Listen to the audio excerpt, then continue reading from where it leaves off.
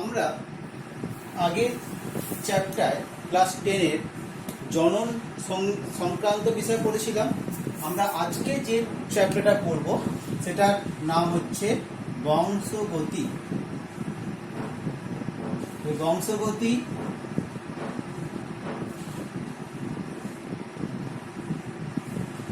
আমরা দশম শ্রেণীর এই বংশগতি চ্যাপ্টার সংক্রান্ত আজকে আমরা দেখব। তাহলে আমরা দেখেছি যে জনন প্রক্রিয়ার মাধ্যমে জীব তার নিজের অস্তিত্ব বজায় রাখতে পারছে। জননের মাধ্যমে কোনো একটি পিতামাতা থেকে জনিত্রী জীব সৃষ্টি হয় এবং পিতামাতা থেকে জনিত্রী জীবের মধ্যে বৈশিষ্ট্যের সঞ্চারণ দেখতে পাওয়া যায়।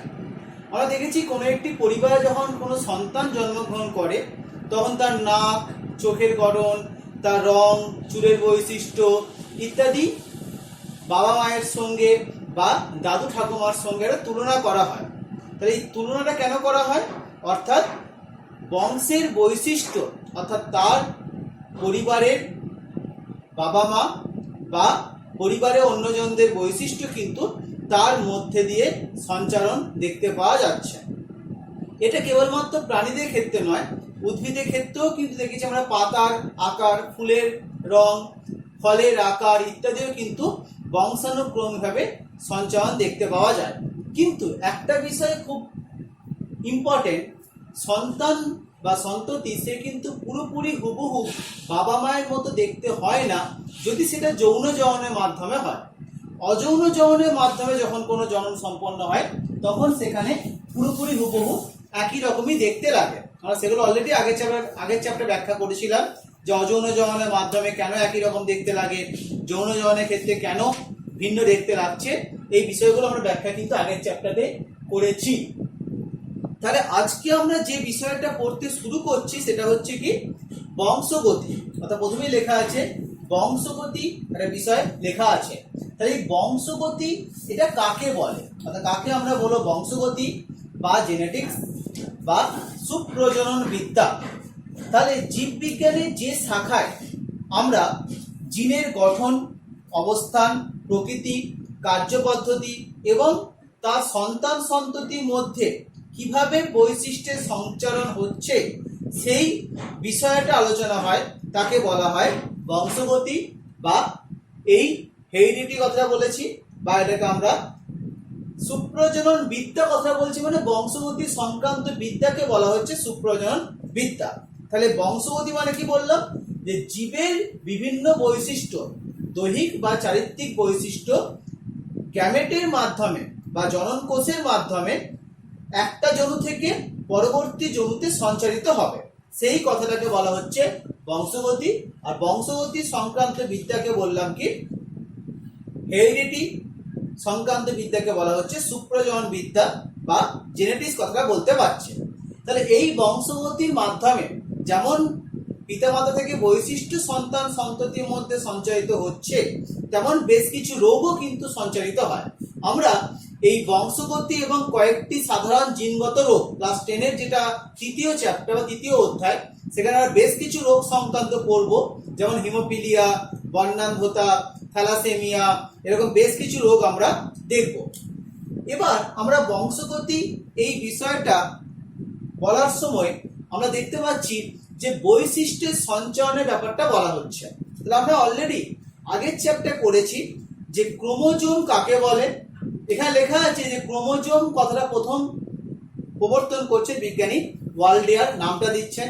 আবার আমরা এটাও দেখেছি যে ক্রোমোজোম একটা লম্বাটে আকারের গঠন যার মধ্যে ডিএনএ দেখতে পাওয়া যাচ্ছে, কিছু কিছু ক্ষেত্রে সামান্য পরিমাণে আরএনএও দেখতে পাওয়া যাচ্ছে। তাহলে জিন কাকে বলবো? এই যে জিন কথা লেখা আছে, জিন কাকে বলবো? জিন হলো ডিএনএর একটা অংশ। অর্থাৎ যদি আমরা একটা ডিএনএ এখানে আঁকার চেষ্টা করি, এইভাবে যদি আমরা ডিএনএ একটা আঁকার চেষ্টা করি, এই ডিএনএ একটা অংশ বা কোনো কোনো ক্ষেত্রে আরএনএ এর অংশ হয় যাহা, তাহলে এই ডিএনএ থেকে এটা ডিএনএ, তার থেকে তৈরি হবে আরএনএ এবং তার থেকে তৈরি হবে পলিপেপটাইড।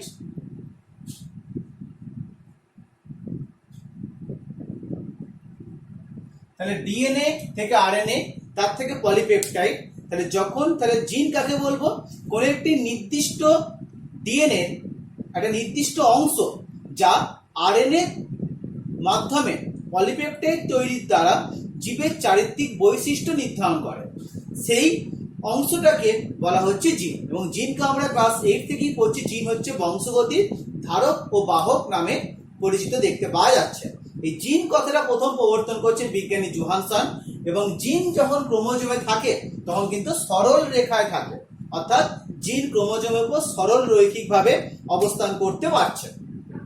এই বংশগতি বিদ্যা বা বংশগতি সংক্রান্ত কথাটা প্রথম কে সবচেয়ে ভালোভাবে ব্যাখ্যা করতে পারছেন তাকে বংশগতির জনক বলা হয়। এখানে আমরা লিখেছি গ্রেগর জোহান মেন্ডেল। এনাকে বংশগতির জনক বলা হচ্ছে, বা সুপ্রজনন বিদ্যার জনক কাকে বলা হচ্ছে? Gregor Johann Mendel. তাহলে এই গ্রেগর জোহান মেন্ডেল ইনি কোথাকার বিজ্ঞানী ছিলেন? ইনি অস্ট্রিয়ার বিজ্ঞানী ছিলেন। লেখা আছে 1822 থেকে 1884। তাহলে তিনি অস্ট্রিয়ার বিজ্ঞানী কথাটা বললে একটুখানি ভুল হবে, তিনি ছিলেন আসলে ধর্মযাজক। অর্থাৎ তিনি অস্ট্রিয়ার একটা চার্চে ধর্মযাজক ছিলেন। তার বিজ্ঞানের উপর একটা ন্যাক বা বিজ্ঞানের উপর একটা তার কাজ করার ইচ্ছা থেকে তিনি কিন্তু মটর গাছ নিয়ে কাজ শুরু করেন। মটর গাছ যার বিজ্ঞান সভা নাম হচ্ছে পিসাম স্যাটিভাম। তাহলে তিনি যে মটর গাছ নিয়ে কাজটা শুরু করছেন, সেই কাজটা শুরু করছেন 1857 খ্রিস্টাব্দে। শঙ্করায়নের পরীক্ষা শুরু করেন। শঙ্করায়ন জিনিসটা কি, বা শঙ্করায়ন কাকে বলা হচ্ছে? যখন আমরা দুটো ভিন্ন ধর্মী জীবের মধ্যে আমরা যৌনজন সম্পন্ন করাবো তখন তাকে বলা হয় শঙ্করায়ন। আমি শঙ্করায়নের সংজ্ঞা পরের দিকে আরো ডিটেলসে আসবো। 1857 খ্রিস্টাব্দে শঙ্করায়ন পরীক্ষা শুরু করছেন। 1865 খ্রিস্টাব্দে তার কাজটাকে তিনি পাবলিশ করছেন বা কাজটাকে প্রকাশ করছেন। এবং 1866 খ্রিস্টাব্দে তার এই কাজটা সূত্র আকারে প্রকাশ করা হচ্ছে।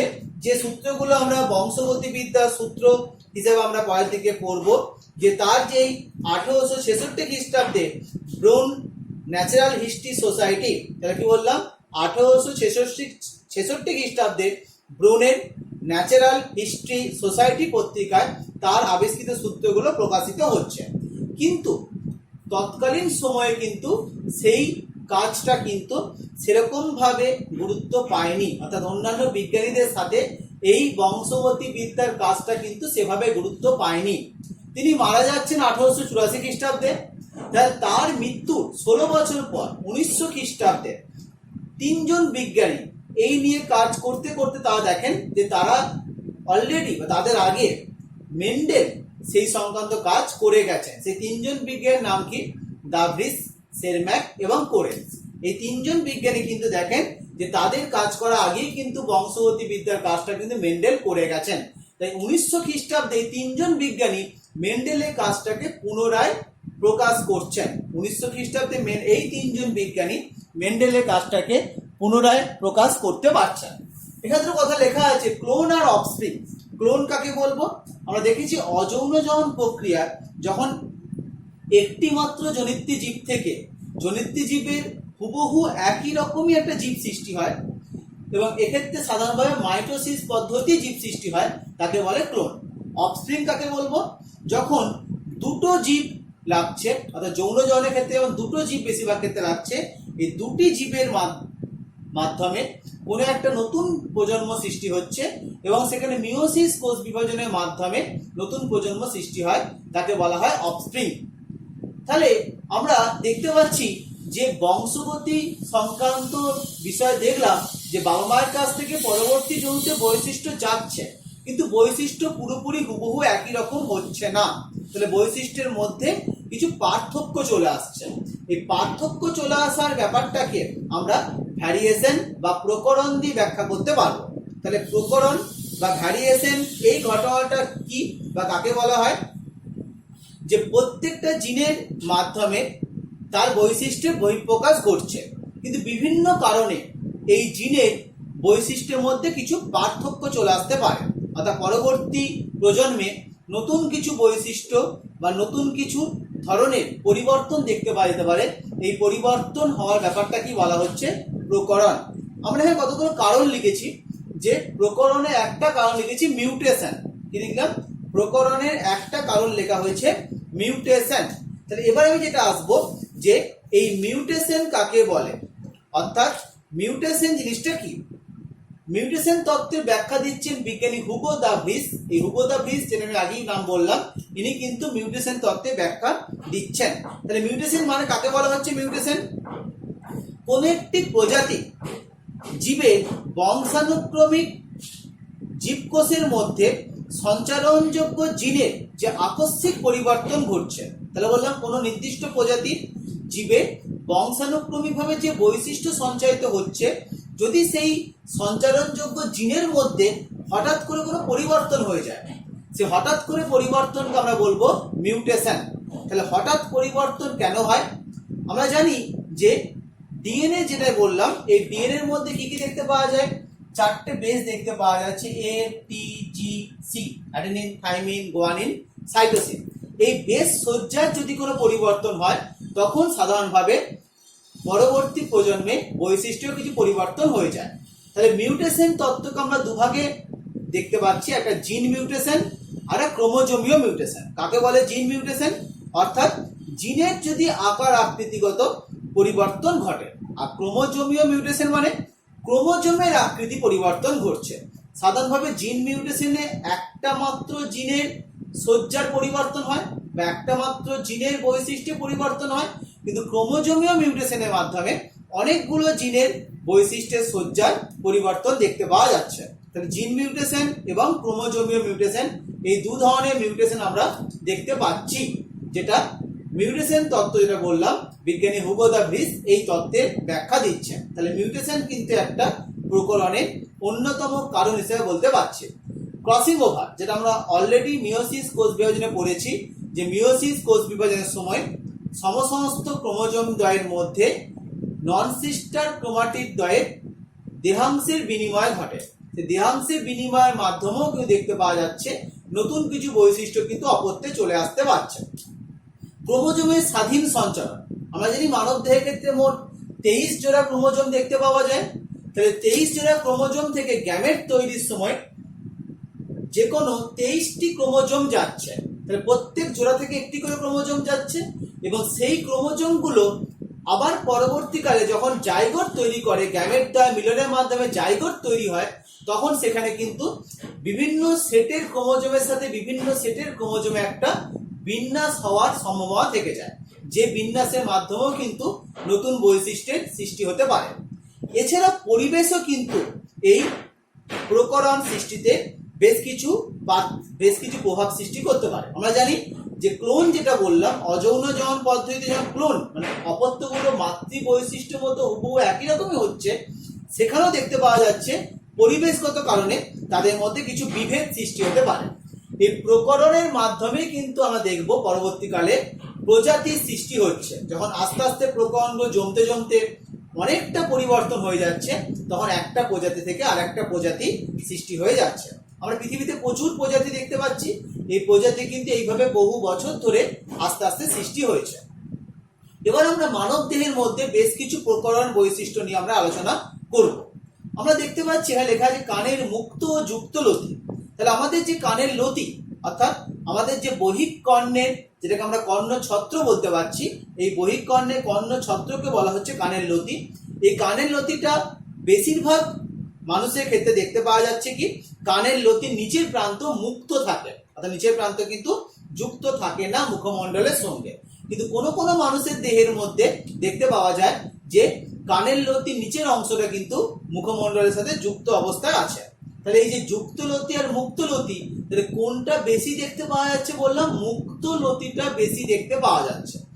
যেটা বেশি দেখতে পাওয়া যাবে তাকে বলা হয় প্রকট বৈশিষ্ট্য, আর যেটা কম দেখতে পাওয়া যাবে তাকে বলা হয় প্রচ্ছন্ন বৈশিষ্ট্য। তাই দেখলাম কানের মুক্ত লতি হলো প্রকট বৈশিষ্ট্য, আর যুক্ত লতি হলো প্রচ্ছন্ন বৈশিষ্ট্য।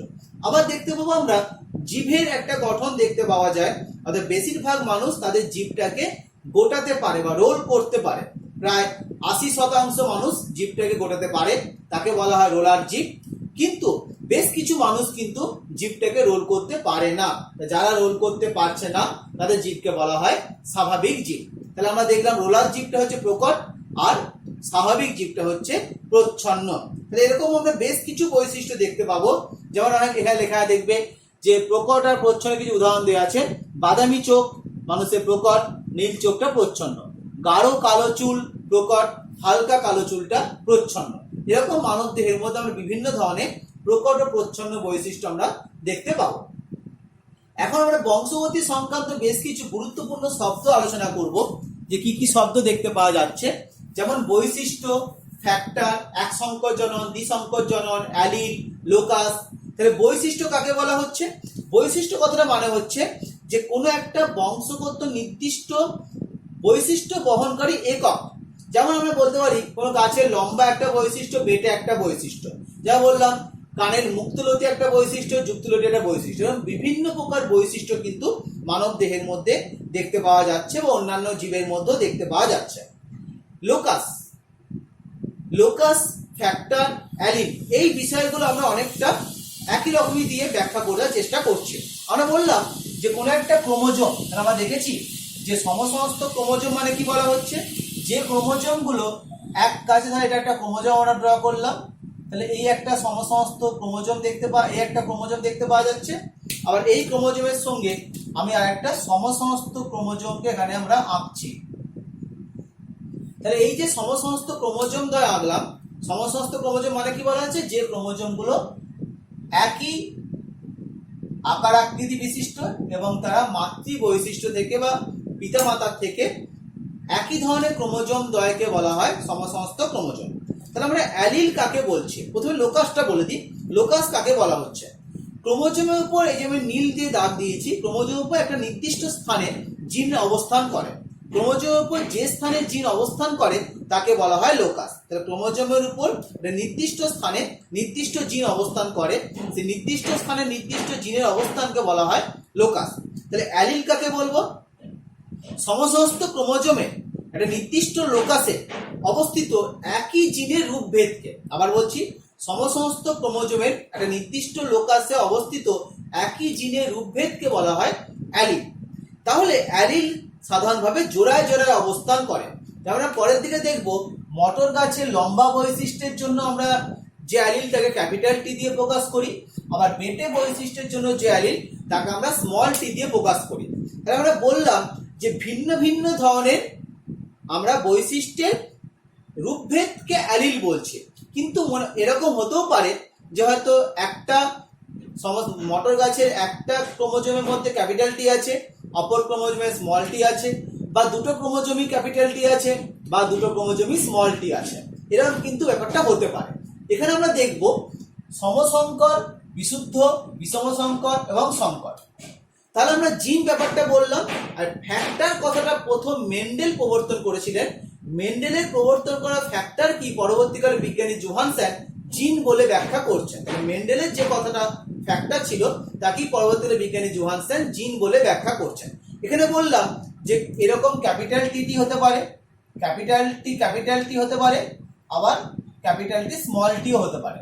তাহলে আমরা দেখতে পাচ্ছি অ্যালিল কিন্তু এই তিন ভাবে হতে পারে যদি আমরা মটর গাছের লম্বা বেটে বৈশিষ্ট্যকে নিয়ে আমরা আলোচনা করি। এবার তাহলে আমরা দেখা লেখা আছে সমসংকর আর বিষম সংকর জীব। তাহলে সমসংকর জীব মানে কি বলা হচ্ছে, আর বিষম সংকর জীব মানে কি বলা হচ্ছে? যদি দুটি সমসমস্ত ক্রোমোজোমে যে কোনো একটি বৈশিষ্ট্যের সমধর্মী অ্যালিল থাকে, আবার বলছি, দুটি সমসমস্ত ক্রোমোজোমে যে কোনো একটি বৈশিষ্ট্যের সমধর্মী অ্যালিল দেখতে পাওয়া যাচ্ছে, তখন তাকে বলবো হোমোজাইগট বা সমসংকর জীব। আর এই সমসংকর জীবেরা সাধারণভাবে বিশুদ্ধ কথাটা বা বিশুদ্ধ জীব কথাটা এখানে আমরা বলতে পারছি। অর্থাৎ সমসংকর জীবকে আমরা বলতে পারি বিশুদ্ধ জীব। অর্থাৎ বিশুদ্ধ জীব মানে কি, তার মধ্যে কোনো একটি নির্দিষ্ট বৈশিষ্ট্যে একই ধরনের অ্যালিলগুলো আছে। যেমন আমরা বলতে পারি এখানে ক্যাপিটাল টি হচ্ছে একটি সমসংকর জীব, স্মল টি হচ্ছে একটি সমসংকর জীব। তাহলে বলতে পারা যাচ্ছে কি, এই যে সমস্ত ক্রোমোজোমে একটি লোকাসই ক্যাপিটাল টি আছে, অপর লোকাসও ক্যাপিটাল টি আছে প্রথমটার ক্ষেত্রে, তখন সেই গাছটি হবে বিশুদ্ধ লম্বা গাছ। আবার যদি এরকম হয় একটি লোকাসে স্মল টি আছে, সমস্ত ক্রোমোজোমে একটি লোকাসে স্মল টি, সমস্ত ক্রোমোজোমে অপর একটি ক্রোমোজোমের একই লোকাসে আরেকটি স্মল টি আছে।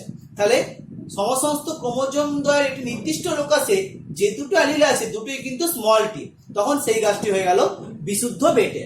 তাহলে এইভাবে কিন্তু সমসংকর কথাটা ব্যাখ্যা করলাম, যে সমসংকর মানে কি, একই ধরনের বৈশিষ্ট্য যুক্ত অ্যালিল গুলো সেগুলো কিন্তু সমস্ত ক্রোমোজোমের মধ্যে থাকছে।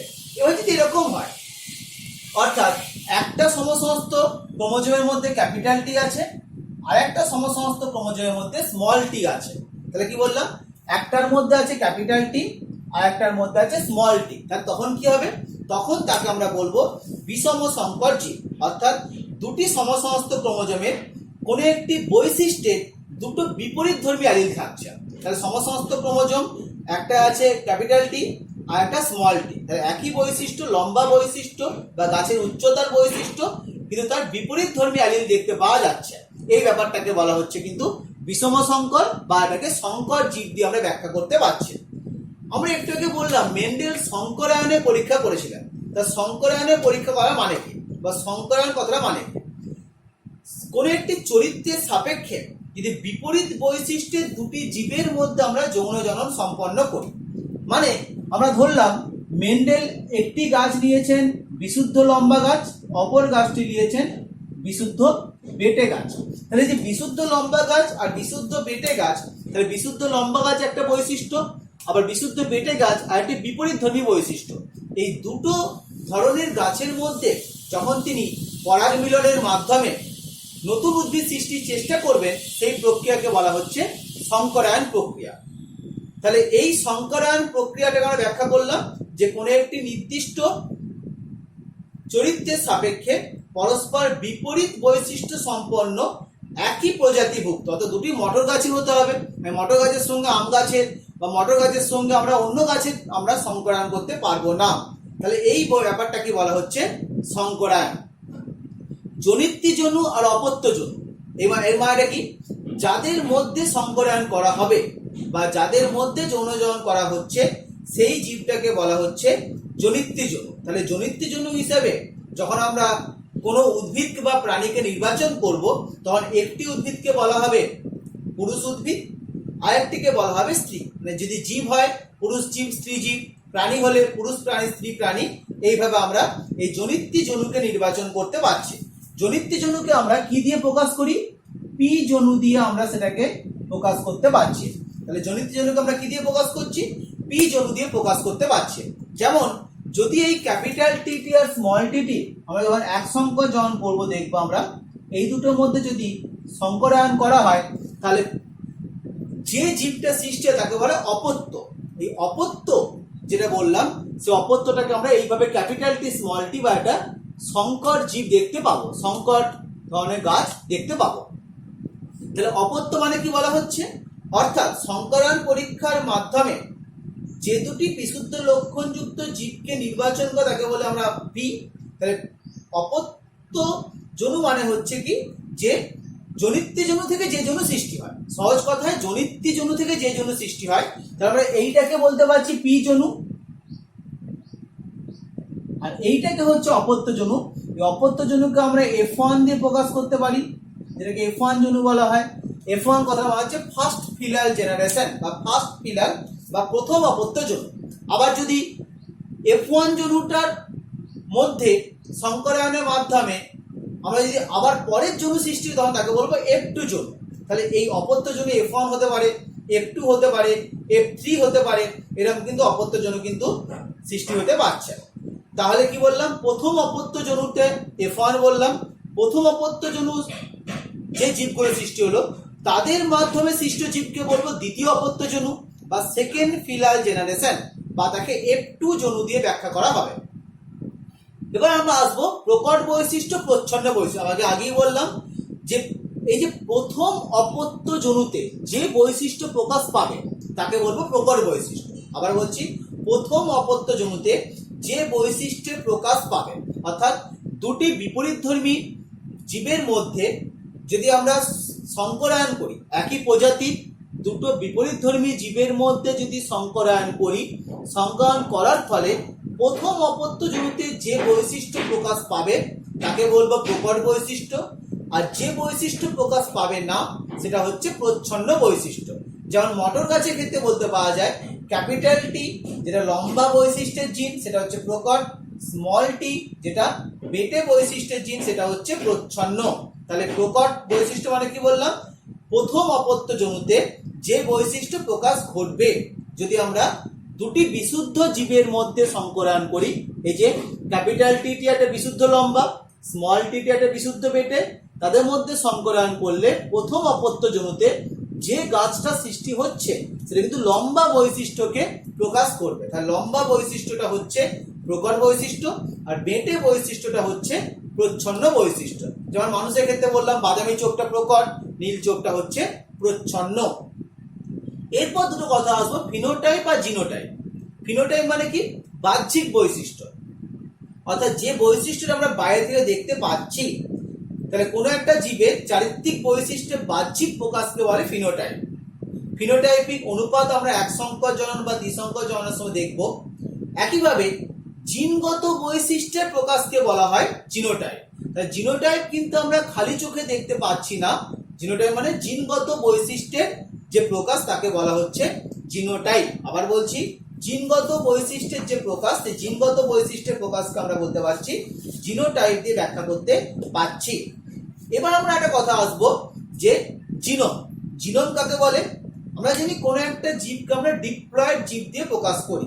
তাহলে আমাদের যেমন আমরা ডিপ্লয়েড, তাহলে এই ডিপ্লয়েড জীবে গ্যামেট যখন তৈরি হয়, তাহলে ডিপ্লয়েড আমরা যে জীব দেখতে পাচ্ছি তার গ্যামেট তৈরির সময় সেটা কিন্তু হ্যাপ্লয়েড দেখতে পাওয়া যাচ্ছে। তার ডিপ্লয়েড জীবের যে গ্যামেট তৈরি হয় হ্যাপ্লয়েড, এই হ্যাপ্লয়েড ক্রোমোজোমের সেটে বিন্যস্ত জিনগুলিকে একত্রে জিনোম বলে। আবার বলছি, হ্যাপ্লয়েড ক্রোমোজোম সেটে কোনো একটি নির্দিষ্ট জীবের হ্যাপ্লয়েড ক্রোমোজোম সেটে বিন্যস্ত জিনগুলিকে একত্রে জিনোম বলে। বা বলতে পারা যায় জনন কোষ বা গ্যামেটের মধ্যে যে সকল ক্রোমোজোম আছে তাদের সকল জিনকে একত্রে আমরা জিনোম কথাটা বলতে পারছি। আমরা দেখলাম মেন্ডেল মটর গাছ নিয়ে পরীক্ষা করেছিলেন। তাহলে মেন্ডেল যে মটর গাছ নিয়ে পরীক্ষা করেছিলেন তার কিছু নির্দিষ্ট কারণ আছে, এবং সেই মটর গাছ নিয়ে পরীক্ষা করার জন্যই কিন্তু মেন্ডেল সাফল্য লাভ করতে পারছেন, বা মেন্ডেলের কাজটা কিন্তু অনেক বেশি সফল হতে পারছে। এই মটর গাছ নিয়ে নির্বাচন করছেন, তার ফলে মেন্ডেল সাফল্য লাভ করতে পারছেন, বা এই মটর গাছের মধ্যে কি কি বিপরীতধর্মী বৈশিষ্ট্য দেখতে পাওয়া যাচ্ছে সেগুলো সম্বন্ধে আমরা আলোচনা করব। আমরা আগেই বললাম মটর গাছের বিজ্ঞান সম্বন্ধ নামটা কি, পিসাম স্যাটিভাম। পিসাম স্যাটিভাম হচ্ছে মটর গাছের বিজ্ঞানসম্মত নাম।